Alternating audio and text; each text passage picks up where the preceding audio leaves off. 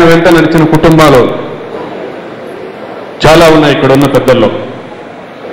ఆ రోజు నుంచి కూడా ఆయన వెంట నడుస్తున్న మనమందరం కూడా గమనిస్తున్నాం. ప్రజలు ఎప్పుడు కూడా రాజశేఖర రెడ్డి గారి పరిపాలనను గుర్తు చేసుకోవడము, రాజశేఖర రెడ్డి గారు ఉన్నింటే అనేది ఒక ఊతపదమైంది.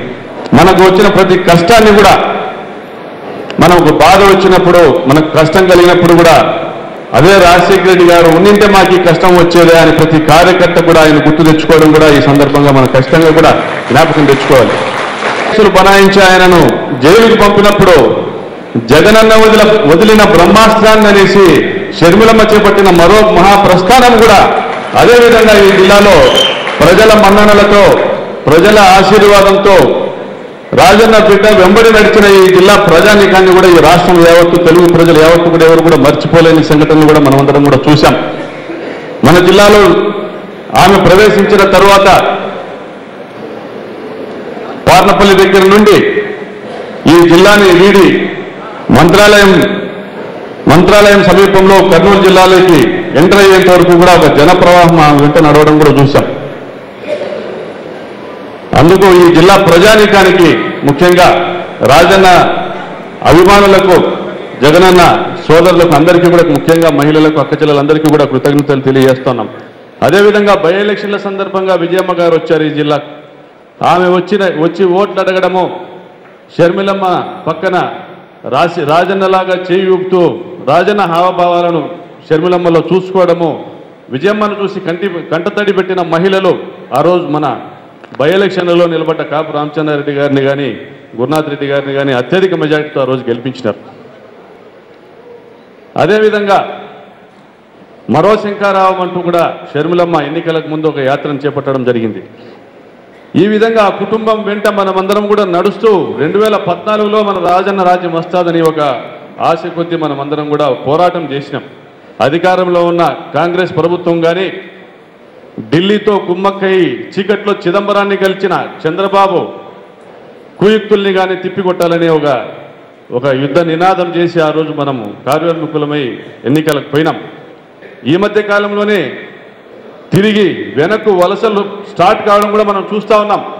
తెలుగుదేశం పార్టీ నాయకులు ఆ పార్టీని వదిలి జగన్తోనే మనం ఉండాలి, జగన్ ద్వారానే ఈ రాష్ట్ర దశ దిశ నిర్దేశం జరుగుతుంది, జగన్మోహన్ రెడ్డి వెనకంబడే మనం నిలవాలి, చంద్రబాబు చేస్తున్నదంతా కూడా మాయ, ఆయన మాయలో, ఆయన భ్రమలో ఇంతకాలం 3 ఏళ్ళు బతికినాం, ఇక్కడికే చాలా సమయం గడిచింది మిత్రమా అని వెనక్కి వస్తున్న చాలామంది తెలుగు సోదరులు కూడా మనం గమనిస్తూ ఉన్నాం.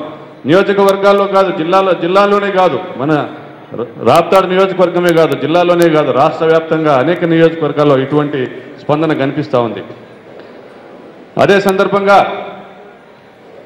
మనము ఇక్కడ ప్రత్యేకించి పెద్దలు చెప్తున్న ఒక విషయాన్ని, మన జిల్లాకు సంబంధించిన విషయాలను ఇంతవరకు కూడా పెద్దలు చెప్పారు. కార్యకర్తలపైన దాడుల విషయం కూడా చెప్పారు. కార్యకర్తలపైన దాడులు జరుగుతాయని కానీ, తెలుగుదేశం పార్టీ వాళ్ళు వేసే బట్టబాంబులు కానీ ఎవరు కూడా భయపడాల్సిన పని లేదు. మనము ఖచ్చితంగా కూడా ధర్మం వైపు ఉన్నాం. ఎప్పటికైనా కానీ ధర్మమే జయిస్తుంది. ఈరోజు ప్రజల పక్షాన మనం నిలబడి ఉన్నాము. ప్రజలందరూ గమనిస్తూ ఉన్నారు. తెలుగుదేశం పార్టీ వాళ్ళు దౌర్జన్యాలు చేసినా, మన నాయకులను, మన కార్యకర్తలపైన దాడులు చేసినా కూడా దాన్ని సమర్థవంతంగా ఎదుర్కోవాల్సిన అవసరం ఉంది. ఆ ఎదుర్కొనే క్రమంలో అవసరమైతే ప్రతి దాడులకు పాల్పడినా, ఎటువంటి కేసులు మీ పైన పెట్టినా, జగన్మోహన్ రెడ్డి ముఖ్యమంత్రి అయిన వెంటనే ఆ కేసులను కూడా ఎత్తివేయించడానికి కూడా మేమందరం కూడా మీ వెంట నడుస్తామని కూడా కార్యకర్తలకు మేము భరోసా ఇస్తూ ఉన్నాం. మన కాలువ అనేది రాజశేఖర రెడ్డి గారు మనకు తీసుకొని రావడం జరిగింది. రాజశేఖర రెడ్డి గారు ఆయన రాజకీయ జీవితం యావత్తు కూడా గాలేరు నగరి, హంద్రి నీవా, పోలవరం ప్రాజెక్టు ఇవి సాధించాలనే తపనతో ఎన్నో పాదయాత్రలు కానీ, ఉద్యమాలు కానీ చేయడం కూడా మనం అందరం గమనించాం. రాయలసీమ కన్నీటి గాథలపైన పోరాటం చేసిన రాజశేఖర రెడ్డి గారు ముఖ్యమంత్రి కాగానే హంద్రి నీవా ప్రాజెక్టును అనౌన్స్ చేయడము, ఆయన హయాంలో దాదాపుగా 5,300 కోట్ల రూపాయలు ఖర్చు పెట్టి దాదాపుగా 70% కాలువలు తవ్వించడం కూడా మనం చూసాం. ఆయన తదనంతరం, ఆయన మరణానంతరం కాంగ్రెస్ ప్రభుత్వంలో కూడా, కిరణ్ కుమార్ రెడ్డి రోసయ్య ప్రభుత్వంలో 2012 నుంచి 15 వరకు కూడా, 2012 కానీ, 13 కానీ, 14 కానీ, 15 కానీ మనకు ప్రతి సంవత్సరం కూడా హంద్రినీవా నీళ్లను జీడిపల్లి వరకు కూడా రావడం చూశాం. ఈరోజు జీడిపల్లి జలాశయంలో కృష్ణా పుష్కరాలు చేస్తా మేము నీళ్లు తీసుకొని వచ్చామని సంబరపడతా ఉన్న తెలుగుదేశం పార్టీ నాయకులను కూడా ప్రజలు ప్రశ్నిస్తూ ఉన్నారు. జీడిపల్లి జలాశయంలో కనపడుతున్న నీళ్లలో రాజశేఖర రెడ్డి ముఖమే కనపడుతూ ఉంది తప్ప రాజశేఖర రెడ్డి గారి త్యాగము కష్టమే కనపడుతుంది తప్ప మీరు ప్రచారం చేసుకుంటున్నట్లు, మీరు పండగలు చేసుకున్నట్లు, గంగ పూజలని దొంగ పూజలని మీరు చేసుకున్నట్లుగా ప్రజలు మిమ్మల్ని నమ్మడం లేదనేది తెలుగుదేశం పార్టీ నాయకులు కూడా గుర్తుంచుకోవాలని సందర్భంగా హెచ్చరిస్తా ఉన్నాం. అంతేకాదు రాజశేఖర రెడ్డి గారు ఆ రోజు ఈ జిల్లాకు 3,50,000 ఎకరాలకు సాగునీరు ఇవ్వాలనేసి హంద్రీనీవా ప్రాజెక్టును తీసుకొని వచ్చారు. అదేవిధంగా పిఏబిఆర్ నుంచి 1.5 లక్షల ఎకరాలకు సాగునీరు ఇవ్వాలనేసి తుంగభద్ర హెచ్ఎల్సి ప్రాజెక్టు నుంచి సాగునీరు ఇవ్వాలని వాటి మోడర్నైజేషన్ కార్యక్రమాన్ని కూడా చేపట్టడం కూడా జరిగింది.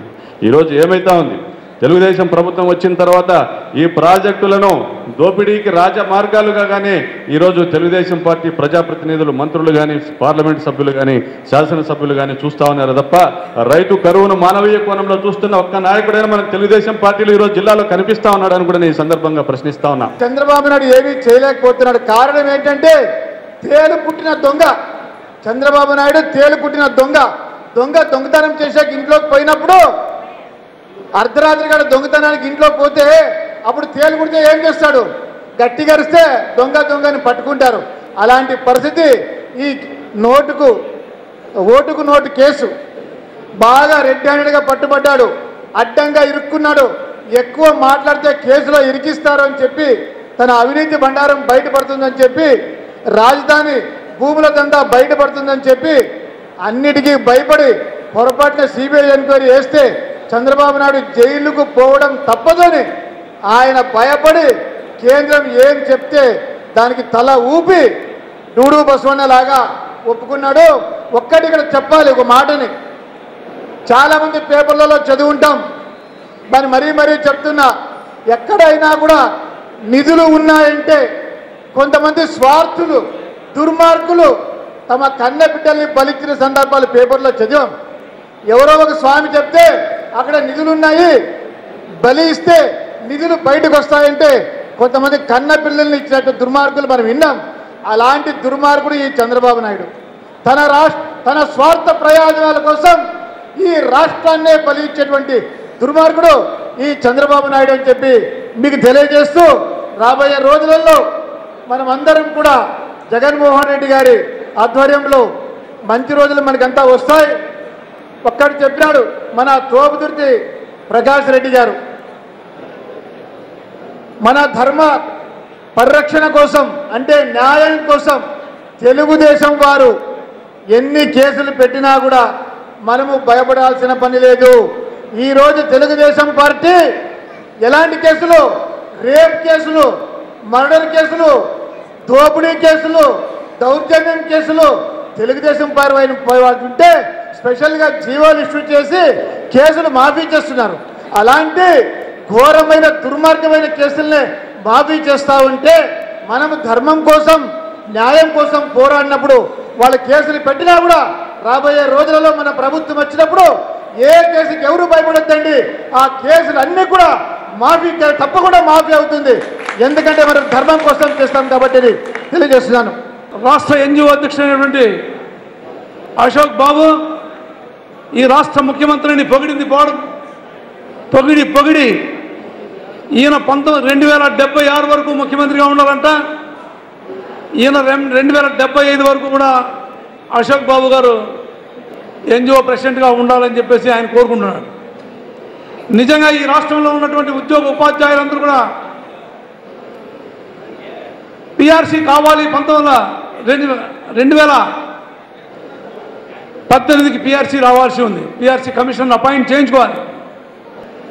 పాత పిఆర్సీలో అరియర్స్ 10 నెలల అరియర్స్ ఇంతవరకు కూడా ఉద్యోగ ఉపాధ్యాయ కార్మికులు పెన్షన్స్కు రావాల్సి ఉంది ఈ రాష్ట్రంలో. అదేవిధంగా 2 డిఏలు కూడా రావాల్సి ఉంది.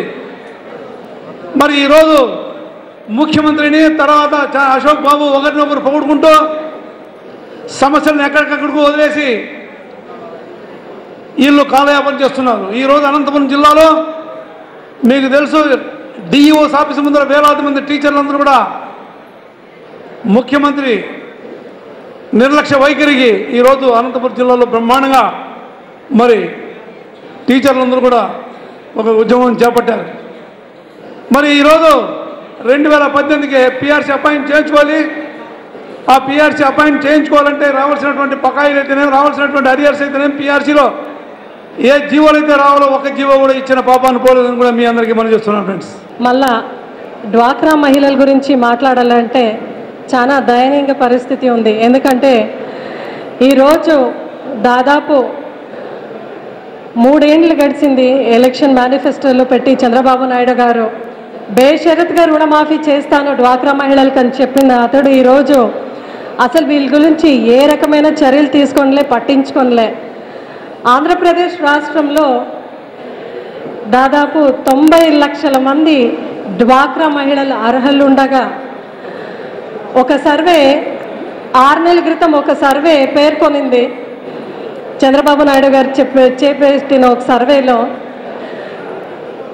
ఈ 90 లక్షల ఆడోళ్ళలో డ్వాక్రా మహిళల్లో 5 లక్షల మంది మాత్రము నెలకి వాళ్ళకి ఆదాయము 10,000 వస్తూ ఉందంట. ఆ 10,000 ఎట్లా వస్తూ ఉంది? 5 లక్షల మంది మహిళల కంటే కుటుంబ వారసత్వంగా వస్తున్న వ్యవసాయ రంగము ఆ ఆదాయము మరి వాళ్ళ భర్త ఆదాయము కలిపితే వాళ్ళకి 10,000 వస్తూ ఉందంట నెలకి.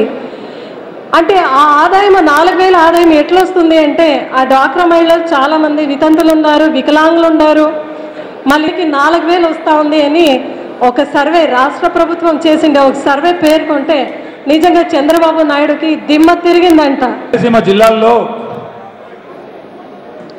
పరిశ్రమల స్థాపన చేస్తేనే రాయలసీమ జిల్లాలు బాగుపడతాయి అనే ముఖ్య ఉద్దేశంతో ఆనాడు అనంతపురం జిల్లాకు సంబంధించి చాలా పెద్ద పరిశ్రమలు తీసుకురావాలనే ముఖ్య ఉద్దేశంతో లేపాక్షి నాలెడ్జ్ హబ్,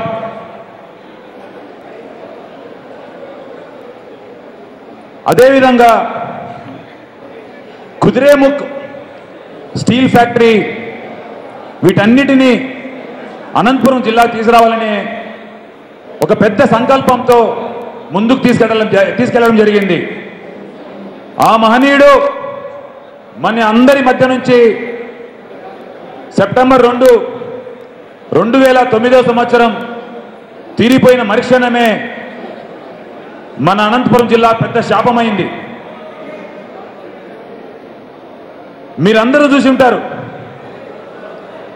అనంతపురం జిల్లా బాగుపడాలంటే రూరల్ ఎకానమీ ఇంప్రూవ్ కావాలి. రూరల్ ఎకానమీ ఇంప్రూవ్ కావాలంటే రైతాంగం బాగుండాలి. రైతాంగం బాగుండాలంటే నీరు కావాలి. ఆ నీటిని శాశ్వత పరిష్కారం దిశలో మహనీయుడు రాజశేఖర రెడ్డి గారు హంద్రినీవా అనే ప్రాజెక్టును అనంతపురం జిల్లా ప్రజలకు ఒక పెద్ద కానుకగా ఇచ్చారు.